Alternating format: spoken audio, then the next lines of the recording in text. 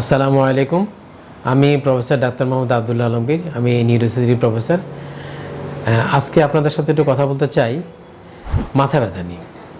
মাথা ব্যথা নিয়ে এর আগেও অনেকবার অনেক কথাবার্তা বলেছি, তবে এখন আমাকে যেটা মনে হচ্ছে সেটা হচ্ছে যে মাথা ব্যথা সম্পর্কে একটু ধারণাটা ক্লিয়ার থাকলে মানুষের আসলে উপকার হবে। কোন ডাক্তার কাছে যেতে হবে, কেন যেতে হবে, কী কারণে যেতে হবে, যাওয়াটা আগে যেতে হবে নাকি পরে যেতে হবে। আমি মনে করি যে প্রথমত মাথা ব্যথা হলে শুধুমাত্র না পাবে প্যারাসিটামল খেয়েই থাকতে হবে। যদি এতে ব্যথা কমে যায় আলহামদুলিল্লাহ, কোনো সমস্যা হলো না। যদি ইনকেস ব্যথা না কমে তখন আমরা একজন ডাক্তার কাছে যাব। তবে অবশ্যই প্রথম ডাক্তারটা নিউরোলজিস্ট হলেই ভালো, আর যদি কখনো প্রয়োজন তখন নিউরোসার্জন। এই সমস্ত ক্ষেত্রে আমরা কখনো দেখি যে ওষুধপত্র দিয়ে রোগী ভালো আছেন কিনা। যদি ভালো থাকে তাহলে তো হয়ে গেল, আর যদি কখনো তাকে ভালো হচ্ছেন না তখন আমরা সিটি স্ক্যান বা এমআরআই করি, বোঝার চেষ্টা করি যে ওনার ভিতরে কোনো সমস্যা আছে কিনা এবং সেই অনুপাতে চিকিৎসা দিই।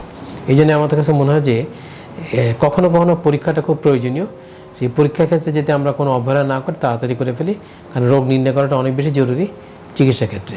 এবং এখন যে ট্রেন্ড হোল ওয়ার্ল্ডে রান করতেছে তাতে দেখা গেছে যে যত আগে আমরা রোগ নির্ণয় করতে পারবো তত আগে রোগীর চিকিৎসা দিয়ে ভালো করার সুযোগ থাকবে। ধন্যবাদ।